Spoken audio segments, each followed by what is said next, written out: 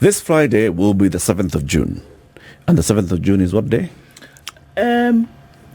It's a World Food Safety Day. That's what I said. World Food Safety Day. What is food safety? Your food is safe. Or your sources of food are safe and secure, and they are sustainable over time. Okay.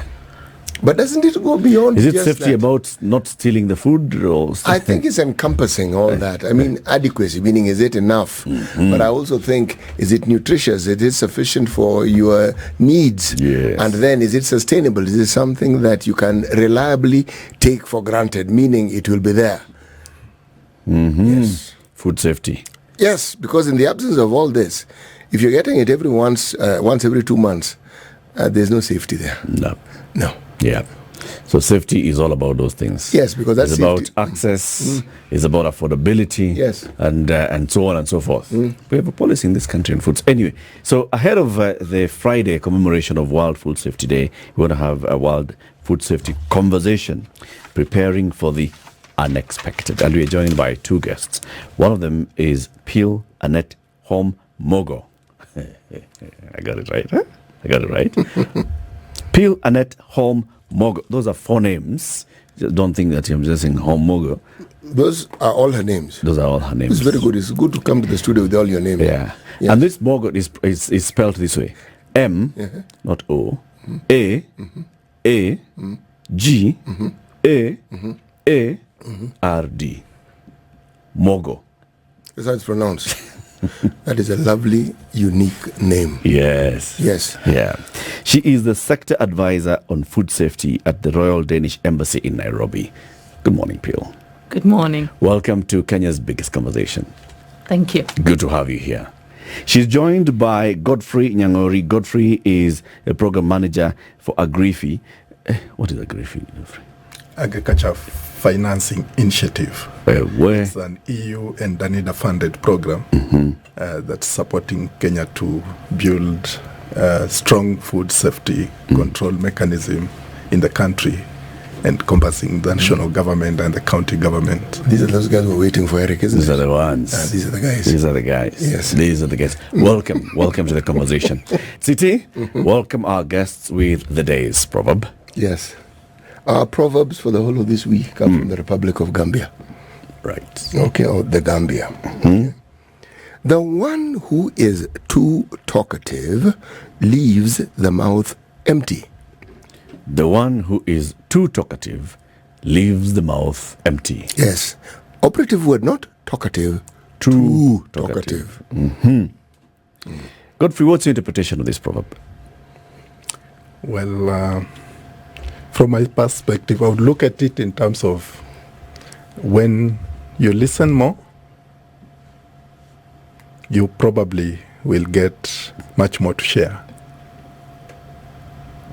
That's a good one. The more you listen, the more you have to share. Yeah. Okay. Peel, what's your interpretation? Well, I think it's a really interesting pick for a radio show to start off with. I think if you're talking too much, you're not working. You're talking too much, you're not working. Yes, there was a guest who was here before you who had a similar view that this proverb shouldn't apply to this show. Yeah. Don't talk too much. Yes. This is too much talk. Yes. Okay. I want to start with you, Godfrey. So you've briefly given us, the organization that you work for. Please tell us again, nicely, slowly. What's this program? Yeah. I'm Godfrey Nyang'ori. I work for a development organization called Micro Enterprise Support Program Trust. This is an organization that was founded by the government of Kenya and the government of Denmark through a trust. And we have a reputation of building a prosperous society. And we address very many pressing problems in Kenya: the food safety problem, the climate change problem, the access to finance, and mainly addressing the challenge of youth and women unemployment, It's an organization that mainly has a model. And in this model, where we look at the market and try to address what the market require in terms of quantity and quality. And we do that by first starting at the market when we are working with smallholder farmers.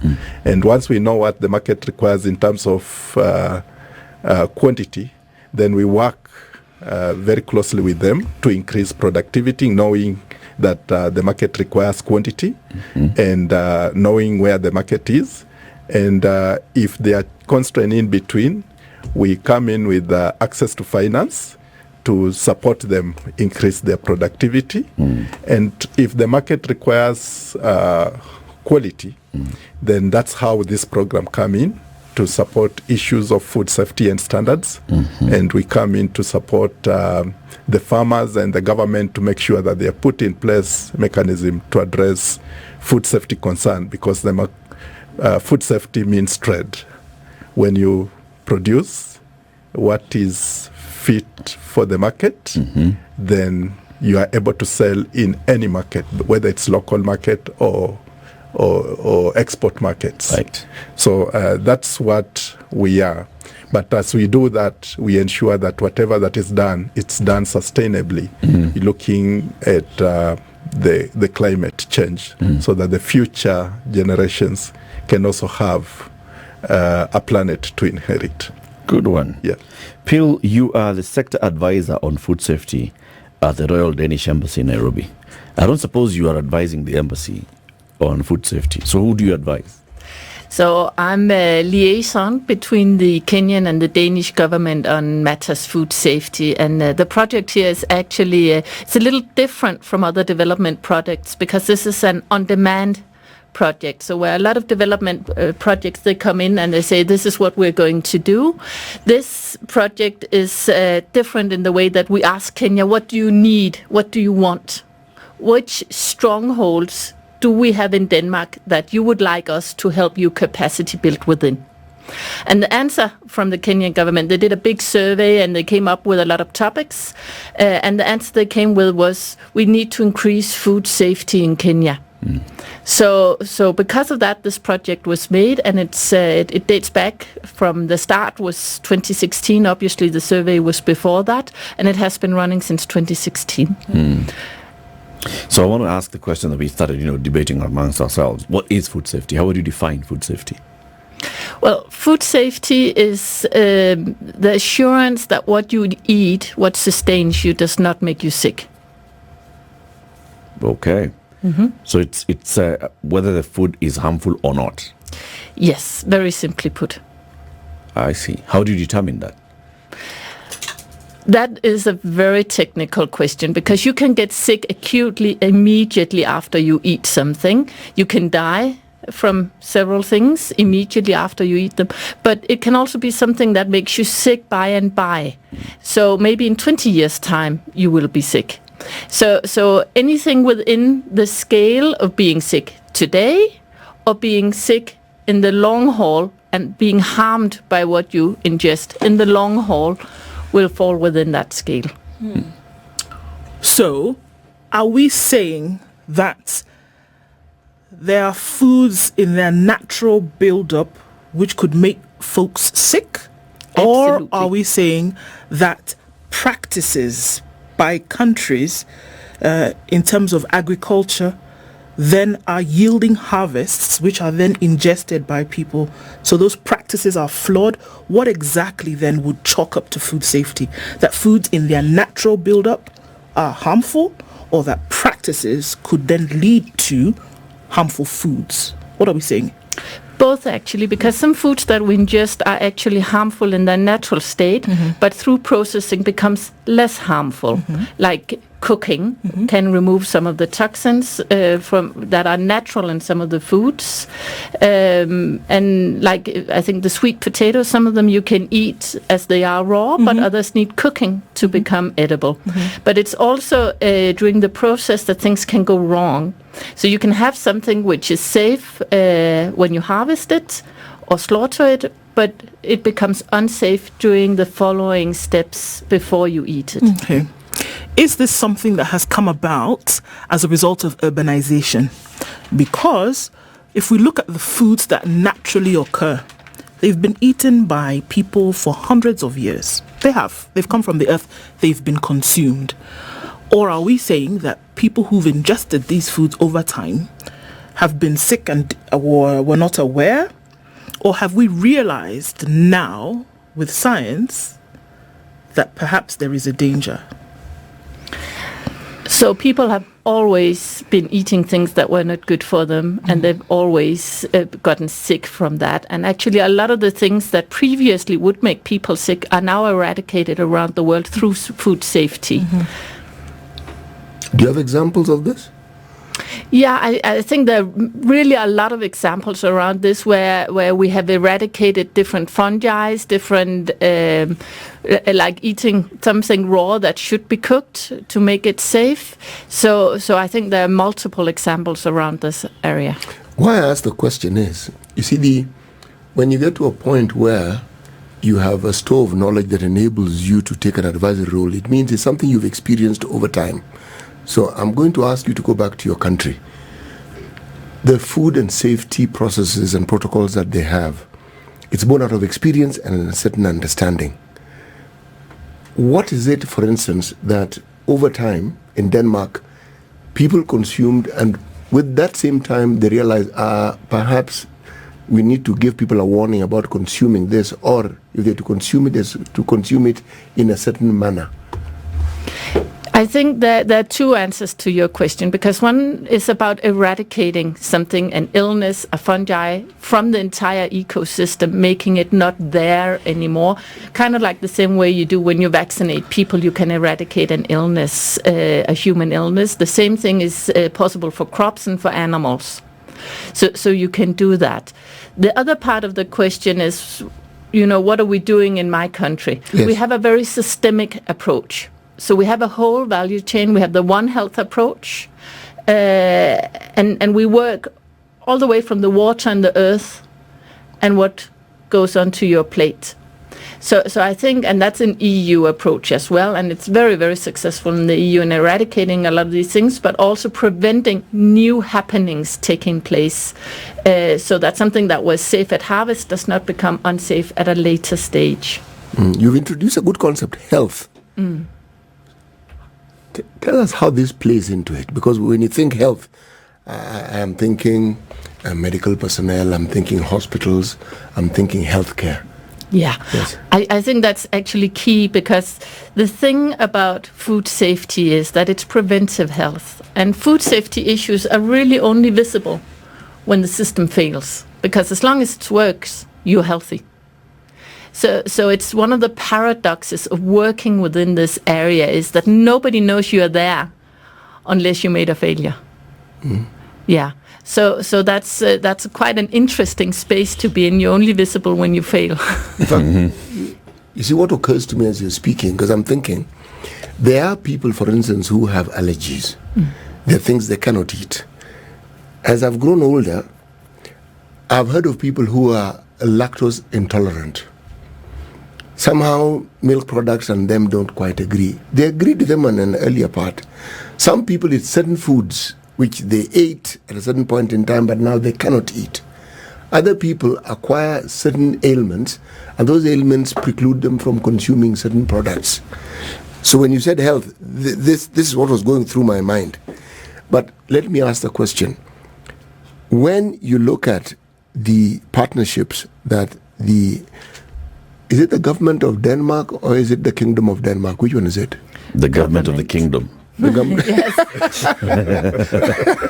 The government of the kingdom of Denmark. Right? Yes. What are some of the areas that you have observed are most needful and or mostly require the sort of partnership and assistance and advice that you've been able to offer?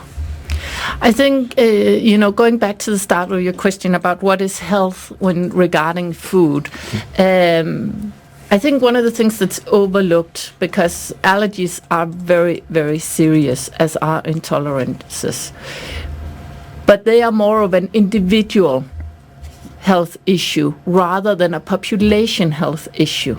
A population health issue would be if you poison an entire school. They would otherwise be healthy. While intolerances and allergies are part of what you have inside of you as a person, of your personal health. They're not put to you from the outside. So if you have an entire party, you have an entire school, you have an entire workspace, which becomes sick because of something they ingested. And you started this talk show about talking about food security, and how does food security link to food safety? The thing is that if you're acute sick with diarrhea, it does not matter how much access you have to food. Your body will not be able to absorb it. It's going to come right out again. So if the food you're eating makes you sick, it doesn't matter if you have all the best, most nutritious, high-quality food in the world. Your body will not be able to absorb it. So I think that's something that's overlooked when you talk about food safety and food security in Kenya. If you have all the food you need for all the people you need, if people, they're vomiting, they cannot ingest it. It doesn't matter. Okay. So Godfrey, can we go to then, when we talk then about the same food safety, and mentioning before, when we look at agriculture and the sources of water, for example, that you use for irrigation, the character of the seed, or the sucklings that you plant, that then we have many issues where we talk about where plantations run, for example, and the polluted rivers that may feed into those. Do these all chalk up to the safety of the food that you realize in harvest? Yep. Yeah, thank you. To answer your question, because I'm a development practitioner, I would look at it, just as she said, it's a systemic issue. And it's an issue to do with standards. And part of the work that we've done in collaboration with the Danish government in Kenya is to address it in two perspectives. One, in terms of skills development across the value chain of farmer. And what we've done in Kenya is we've worked very hard to develop institutional and legal frameworks, especially at the county levels, to be able to help farmers gain the proper skills. What that helps is, it's in Kenya that we've had situation where, the run for profits has made, Kenya's become a little bit unethical. Yeah, at whatever stage. A little bit. Yeah. Okay. You find a farmer having two sets of farm, one for home use, and another where they do all manner of things. That's for the market. So what we've done is we've worked with selected county governments to develop policies and legal frameworks, and also support institutions that would be key for knowledge and skills dissemination and training, and also be hubs where farmers can get proper data. And these are helping now to bridge issues of advisory. And in Kenya, the extension services had collapsed. And what we've done with these institutions are called the Agricultural Training Center. So what my organization, through the support of the European Union and Denmark, DANIDA, have done is to be able to look at how do we make our farmers be competent, have the right attitude, because the issue of having two sets of farm is an attitude issue, and have the right competencies. Just like when you take your child to do a training in a TVET, and let's say they do hairdressing or they do carpentry, you'll never doubt their competencies. The moment they walk out of that institution, when you take your clothes to be mended by a tailor, you'll have confidence that it will be done the right way. They have the right skills sets, the right attitude, and the right. So we are trying to borrow that and get it to agriculture. Okay. And also make sure that any farmer who wants to get into commercial farming, he has some form of professional training. On the other side, the model we have taken is regulation. That is where the weak link is. We have so many multiple agencies in Kenya that address food safety, but they don't work together. They don't coordinate. So what we've done, and with, again, the support of the Danish experts, we've set up platforms where now these agencies, whether it's public health, Ministry of Agriculture, Ministry of Trade, Water and Irrigation, they are able to come through the One Health approach, and they are able to coordinate and address food safety concern. And now through the value chain, all those production issues are addressed in a more systemic way, all through from farm to fork. Okay. Yeah. Our guests this morning are Annette Holm Mogo. She's a sector advisor on food safety at the Royal Danish Embassy in Nairobi. Godfrey Nyang'ori is a program manager with the Micro Enterprise Support Program Trust. They deal a lot with food safety and basically supporting market systems across the country. Godfrey, I want to come to you. And, when we talk about, just like Ndu had mentioned, from the very beginning, we'll talk about food safety. I guess we will begin from the quality of the soil. Is the soil contaminated? Is the water that we use contaminated? Are the inputs contaminated? Are we using the right fertilizer or the wrong fertilizer? Are we overusing the fertilizer? Are we using the right insecticides, pesticides? Are we using the wrong ones? All the way to the point of harvest. After harvest, the handling of the food.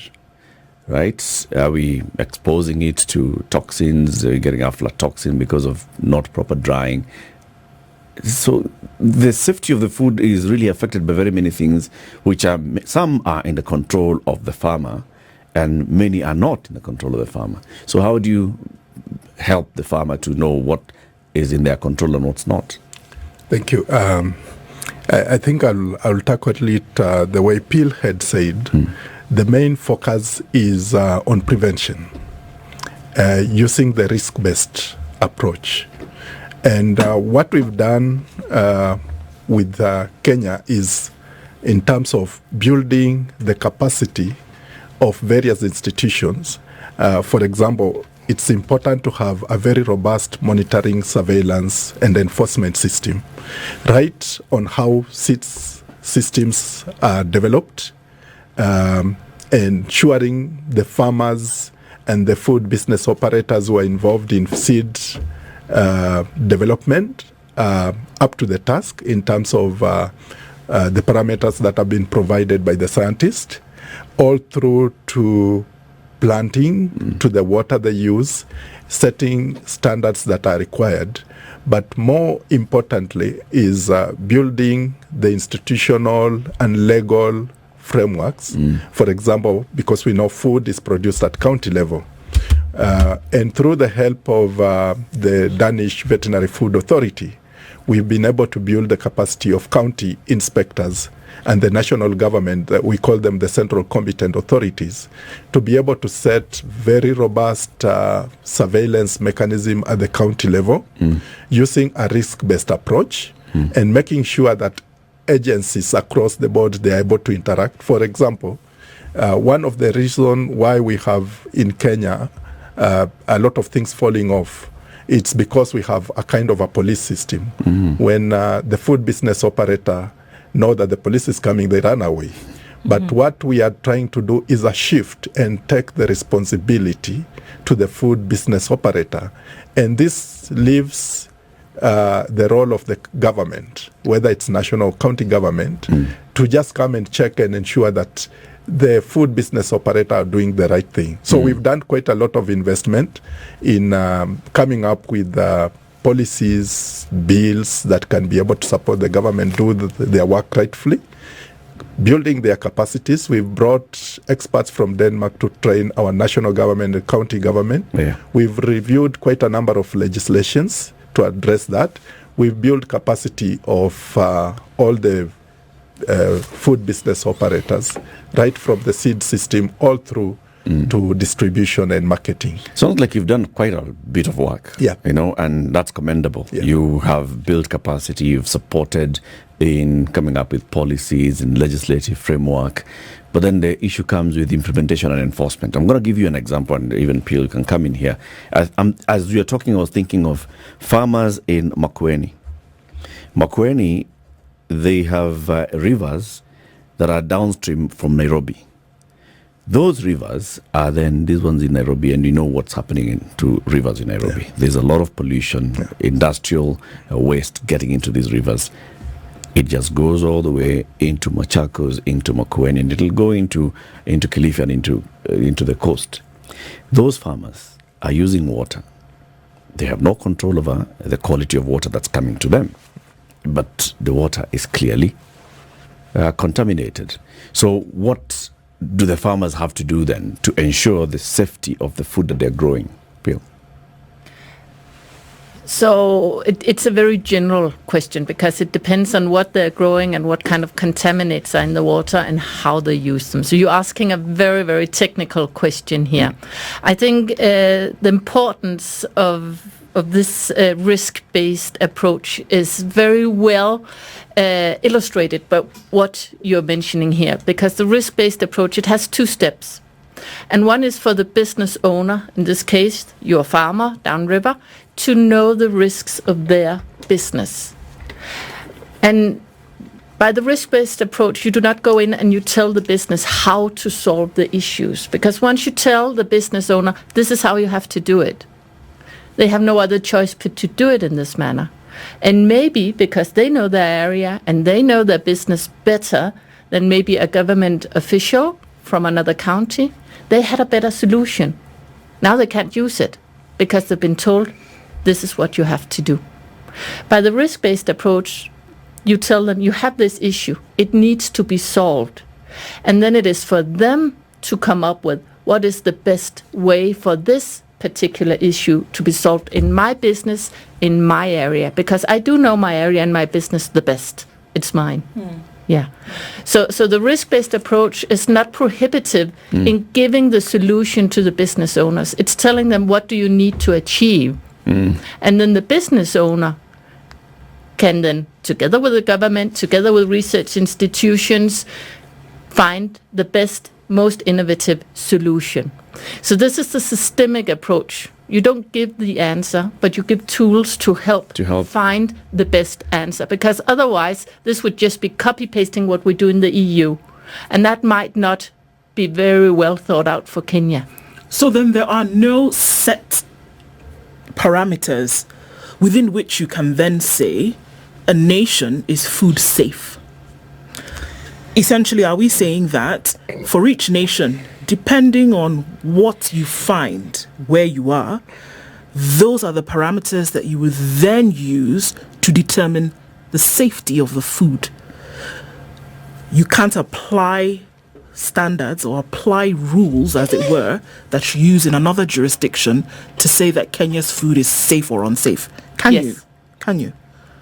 Can you say that these are the steps that we want you to take, or these are the rules that you would want to follow? Because we're looking now at a global declaration, right? We're saying that there are certain things that we need to look out for, because if food is not safe, then we're essentially staring down the walls of the tunnel of a disaster, right? So are there then set aside practices that you say, if you go 1, 2, 3, 4, 5, then you can get to the place where your food essentially would be declared safe? Yes and no. Okay, do both. Yes. To say that food is safe, you can say food is safe, but in the case where you say food is safe, you will have tested all the food and there's no food left to eat. So it's not a practical solution. What you need to do is build systems that ensure that at every step of the processing, the risks that are known to you are mitigated. All right. But there will be risks that are unknown. And I think the theme of this year's World Food Safety Day, Prepare for the Unexpected, is really addressing that. Because how do you prevent something that you do not know about? That doesn't exist yet. How would we in 2014 prevent COVID? We couldn't. We didn't know it was going to come. Right? Right. So to your answer, we can prevent risks that we are aware of. We have systems in place to identify new risks and handle them early. But we cannot prevent new things from happening that we don't know about. How many of the dangers or the threats that we see can then be traced directly to food? Because then what that does is that it then creates beautifully the arena where you'll say, you know what, we are seeing 1, 2, 3 in the society, in community, and we can trace this back to food. Therefore, something needs to be done there. Can we see the connection between the two?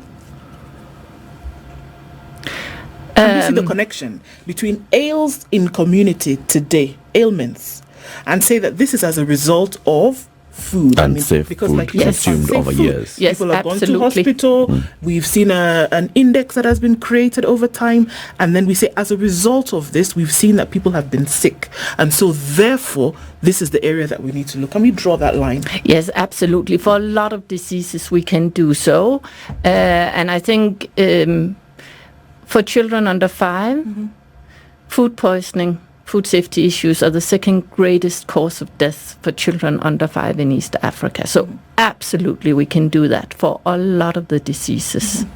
Yeah. If I follow the trajectory or the path that you mentioned, it's actually very good.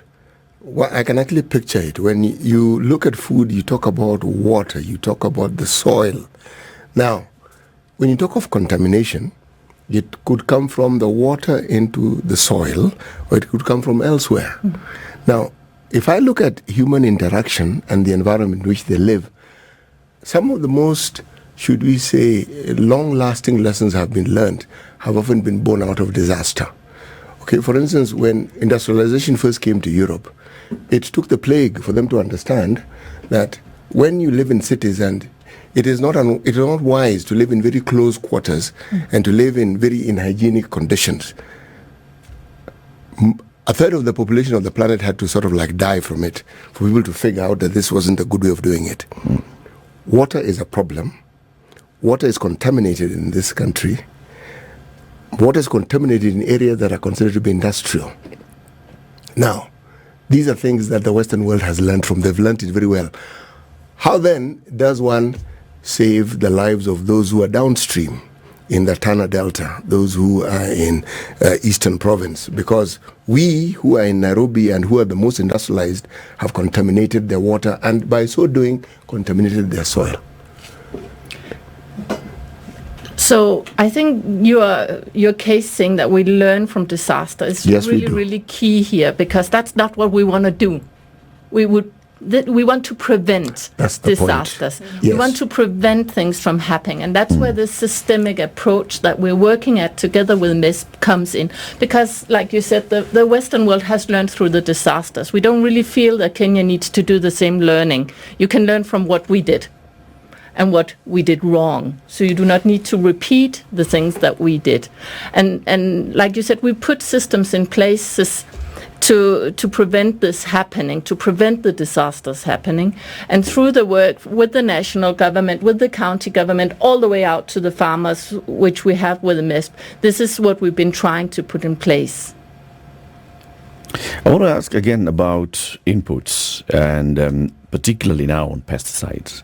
So, for example, a study conducted in 2020 by the Route to Food Initiative showed that hazardous pesticides accounted for over 75% of the total pesticides volume in Kenya, and nearly half were substances that are already banned in other markets like in the EU. So you have pesticides that are available in the market, farmers are using, farmers just trust. I mean, if it's here, it's in a local agrovet, it's approved by the government, I go, I purchase, I use it. But it's hazardous. As the farmer, I am not aware of any dangers. As a consumer, I'm not aware of any dangers. But the government, is it aware? And what's then is my role, because you're saying this is demand driven, what's my role as a consumer to now start tracing back into what's gone into this food that I'm eating? Godfrey. Yeah, and I think this is where we go to the statement, food safety is everyone's business. And that's why, again, I go back to what Phil said, that we are addressing this in a systemic way, where we are building the capacity of national and county governments to be able to ensure that they can be able to enforce food safety the way it's required. We are building the capacity of the private sector to be a responsible partner and make sure they take responsibility when it comes to matters food safety. And part of what we are doing now is consumer awareness to ensure that the consumer can be able to understand that if it's not safe, it's not food. So all these three key partners in ecosystem play a critical role. The moment we put, in fact, at one point we were discussing and say, looking at the statistics, they are putting almost like 450, 440 people die on food-related diseases in Kenya. Those are statistics that are out there. They are talking of so much number of children.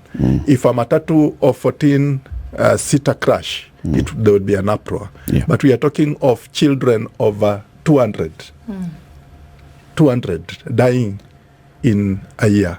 That should not be happening in modern time. That's why we are saying we need to put more information. In fact, we need to create partnership with media houses to be able to bring in the issue of food safety, because I think the conversation has been food security. Yeah. But now we are telling them, if it's not safe, it's not food. So then, how do we as consumers get to know what's safe and what's not? I go to a market, I'm buying vegetables, I'm buying fruit, I'm buying whatever I'm buying for consumption. How can I tell that this is food? In other markets, you can say, there are all these things that you can put in place. Traceability, because it's coming from one large farm. We have many smallholder farms in this country. How can I tell what I buy from the local market, which has been bought from the Marikiti in town, which was brought by a canter in the middle of the night from God knows where? How do I tell that this is safe food? Peel. So I think I would like to start a little bit in another place, and I will answer your question, because it seems to be a awareness in this country that what you buy is unsafe at the time that you buy it. But actually, most of the illnesses in Kenya happen because of handling after you buy it in your own kitchen. So a lot of the surveys that's been done, especially on acute food poisoning in children, shows that these are things that are easily preventable in the home, in your own kitchen. So I think one of the places to start as a consumer is your awareness of how do you, in your kitchen, cooking your food, stay safe. So a lot of the diarrhea that we see, a lot of that actually is really, really detrimental to children, and is one of the things that they do die from, are caused by bacteria, which will be inactivated, mean killed, at 65 degrees of heating. So the heating happens in the kitchen. Yeah. So it is very possible that the food has reached your kitchen and it is safe. Yes. But the handling in the kitchen makes it unsafe. So the handling then so if we're looking at handling in food, and if you can trace that back to a certain percentage of the country, so then you can say that food in its safety, if we're using that index to then describe it, in its makeup from the time it's left farm, it's done whatever, it's actually safe until it gets to kitchens. Yes. So we're looking at different sources where unsafety essentially then can come into play. Exactly. And that is why we're talking about a systemic approach. It hits your plate. At that point, it needs to be safe. And you can make it unsafe yourself. So you can try and buy safe food. Obviously, you need to do that. But you also have to treat it right all the way out into your own kitchen. And it's not talked about a lot. It's talked about a lot. Everybody else has to take responsibility. But food safety is everybody's business, also every consumer's own. So yeah, to get back to your question, how do I know if what I'm buying is safe? The truth is you cannot see a pesticide, you cannot see bacteria, you cannot very clearly smell them. So a lot of these toxins, they're not visible, they're odorless, they're tasteless. So in this case, what it needs to be done is, again, it's the systemic approach that every step all through the entire value chain needs to make sure that during this step, it is kept safe. And that needs to be inspected and controlled by the government. But that also means that they have to have the systemic approach, the collaborative approach. And towards this, the Kenyan government has developed a new bill for passing called, and it's in the name here, it's the Food and Feed Safety Control Collaboration Bill. A coordination bill. And the part here that's important is coordination. Okay. So a lot of people, they're kind of like, oh, it's about controls.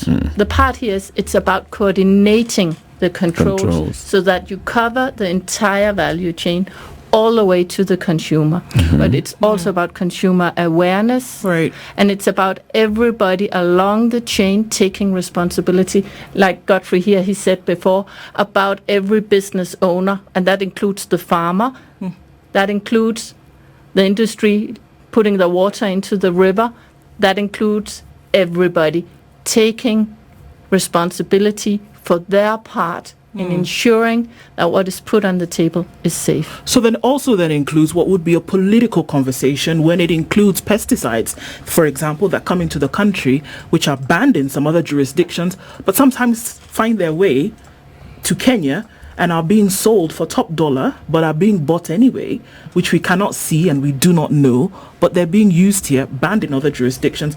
That includes that conversation as well, does it not? Absolutely. Something which I'm still not clear about.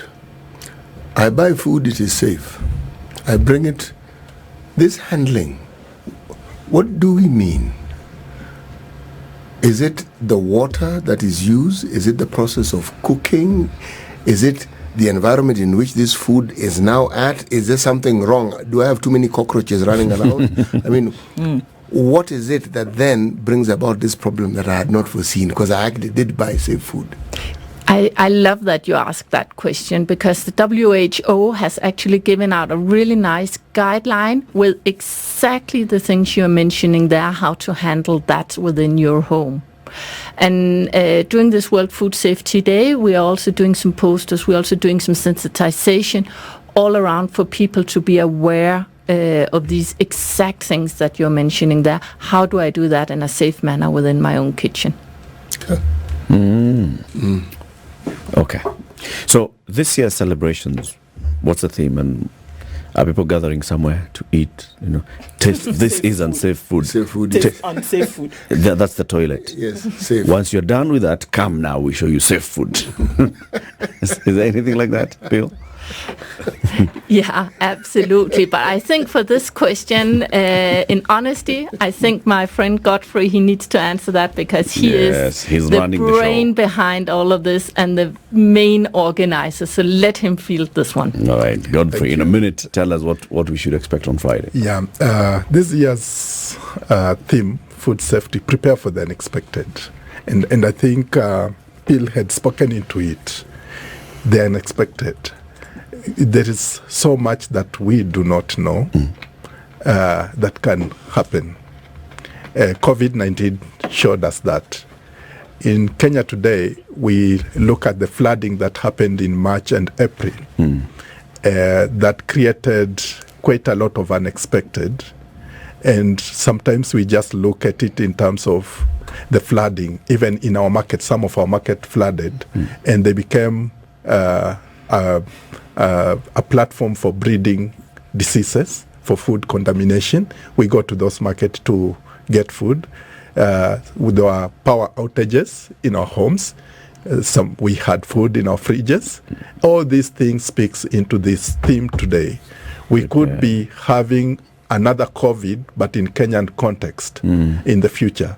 So what this year's theme is all about is bringing all actors, the government, the private sector, the consumer, the advocacy group, to be able to ensure that all of them understand what are their role.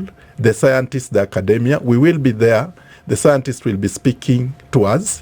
What have they had? For example, there was a conversation around the link between the high cases of non-communicable diseases and that are rising.